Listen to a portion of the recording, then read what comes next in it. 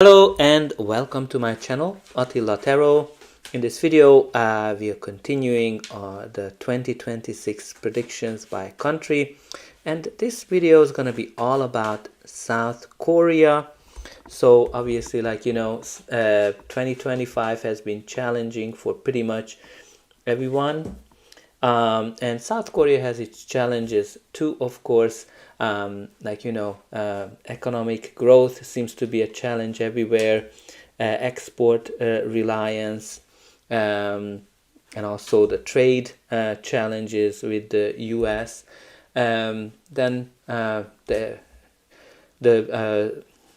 society is aging, so there are shortage of labor in South Korea as well, similar to Japan.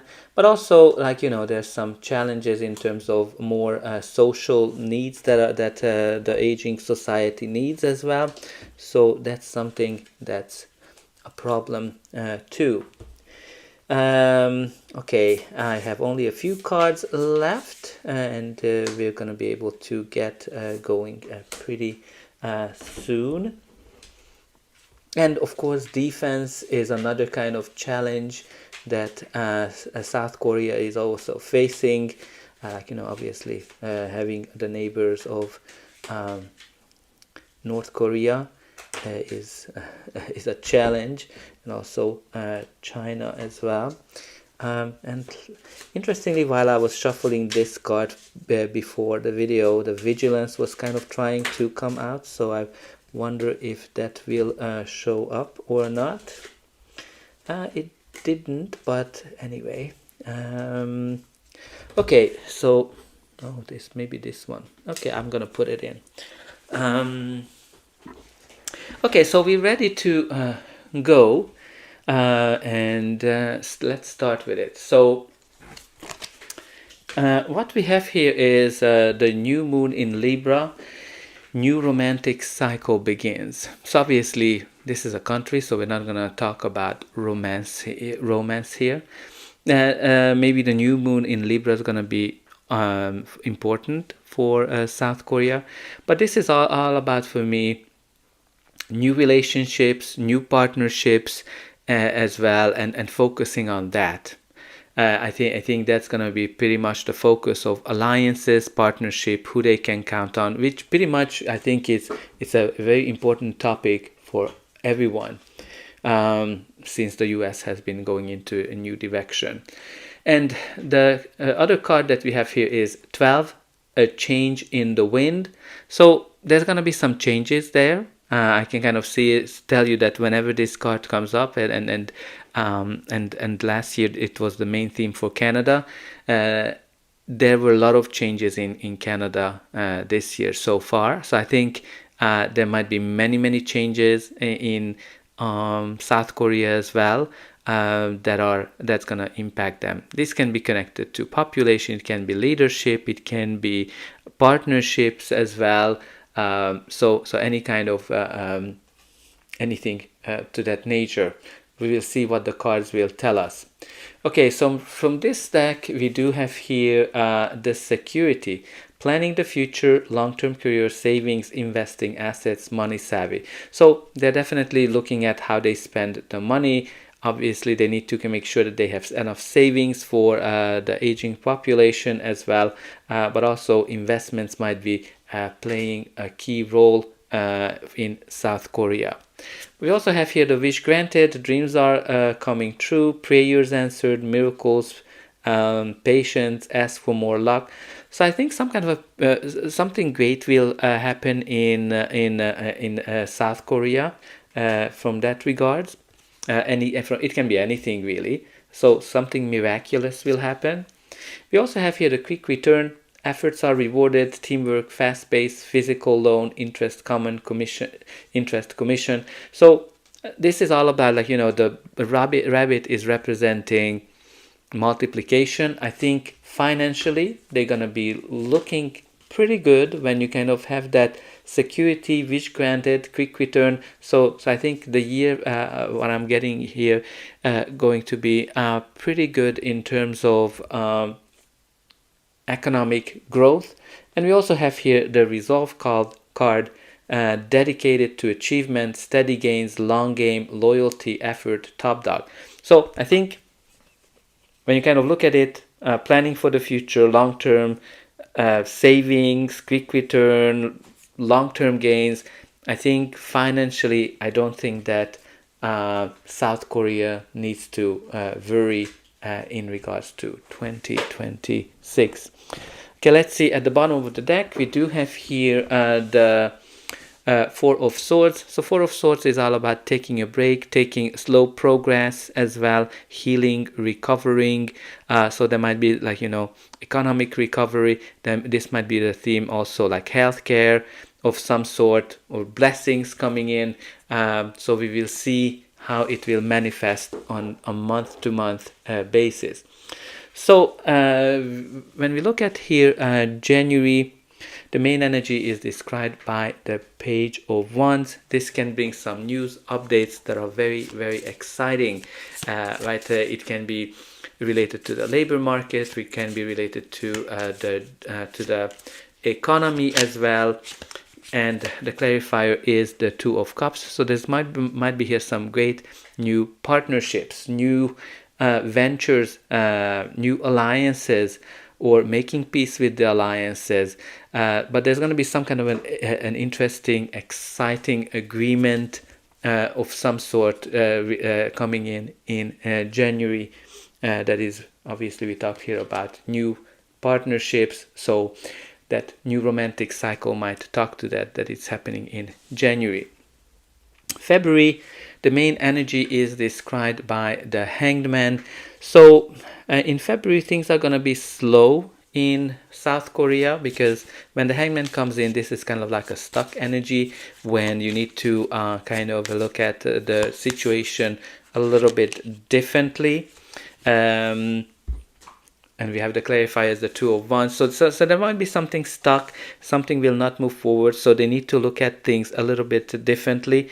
And when you kind of have this Two of Wands energy as a clarifier, so I think they're going to look at the future. They look at how they can discover more. But I think something from the past is holding them back. Some kind of a result, something connected to the past.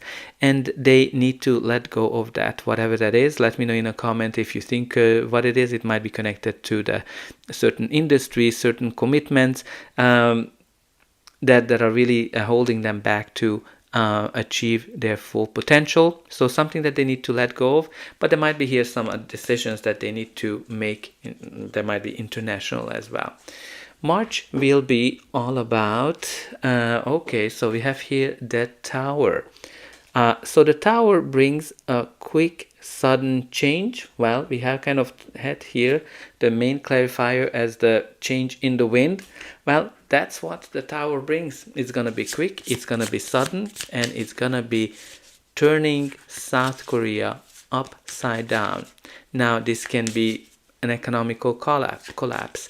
It can be any kind of natural disaster as well that might be happening in March. It might be changes to the structure. It can be changes to the government. Although I think they just had an election, so I'm not sure if there might be something to that nature, or reshuffling the government as well. The clarifier is the Queen of Wands. Queen of Wands can be a leadership. It can be also like, she's a go-getter, very productive person who kind of gets whatever she wants. It's also a positive outlook of some sort, very creative, very, very adventurous as well. I'm kind of getting here that might be, again, some changes to leadership, but I think there will be something here that's going to be, it might be a revelation, some new ideas with that Tower. But usually the Tower is not an easy one to go through, at least as I'm kind of seeing. Okay, let's see the next month, which is April. We have here the Ten of Wands. Well, Ten of Wands indicates an end of a cycle of some sort. This is a card of carrying a lot of burden, so maybe that shock that's coming in March will still have the impact in April with that Ten of Wands. because this is kind of like when you're overwhelmed, overburdened as well, and the system is kind of overwhelmed, so it can be connected to that too. But also with the Ten of Wands, very important to think about how can you get help, how can you relieve certain tensions that are happening and let go of certain things that are no longer serving you. Just trying to get a clarifier here to kind of see what this Ten of Wands is pertaining to. Okay, so we have here the Moon and also the Ace of Wands. The Moon is fear, anxiety, uncertainty. So can be definitely along that line. Ace of Wands is a card that is new approaches, new endeavors, new sparks, can be connected to energy as well. Maybe there are some challenges with the energy system or the energy, how they are getting the energy, or the energy supply might be here that might be overburdened and challenged as well, and there might be some kind of an uncertainty around it. Okay, so let's see what the next month will bring, which is May. So we have here this Queen of Wands back. So Queen of Wands is a very positive energy. It can indicate a strong female leader as well, somebody who likes the new approaches, go-getter, productive, creative, very kind of like get things done, and also like doesn't really care what others say. So again, there might be here a leader that can be very important here in terms of that. I'm just kind of trying to process, because I think we had the Queen of Wands as a clarifier for the Tower. So there might be some new leader emerging here. Yeah, maybe there's going to be changes in leadership in South Korea, because the Tower is always a card of restructuring. So there might be something along that line. So the clarifier is the Two of Pentacles. This is all about balancing things, finances, balancing projects, juggling things. But with the Two of Pentacles, usually you kind of have enough, but it's not a lot. So you're kind of going by. Let me put it this way. Okay, let's see what June will be all about. Okay, so we have here the Two of Cups as the main energy. This is all about partnerships. This is all about contracts, agreements, and also can be like making peace with someone. So I think it's a very balanced, very harmonious card. I think things are gonna be going pretty well in June. July, we do have here the Four of Cups. So Four of Cups is a card of disillusionment, be feeling bored, not seeing the opportunities because we're kind of focusing on the negative things. Something might be offered here to South Korea that is not necessarily exactly what they want. Maybe it is a deal, maybe it is can be anything. I will try to kind of get a clarifier for it. Usually with the Four of Cups, we're kind of not seeing the value, we're not seeing the opportunity, because we're focusing on what went wrong in the past. So and we're kind of expecting that this time it's gonna be the same. Okay, so what we have here is the Empress. So Empress is connected to the economy, the resources as well. So there might be something here, some kind of a deal around the resources or the economy, or some news around the economy that will not exactly what they are hoping. It will be a little bit different, but they kind of need that to wake up.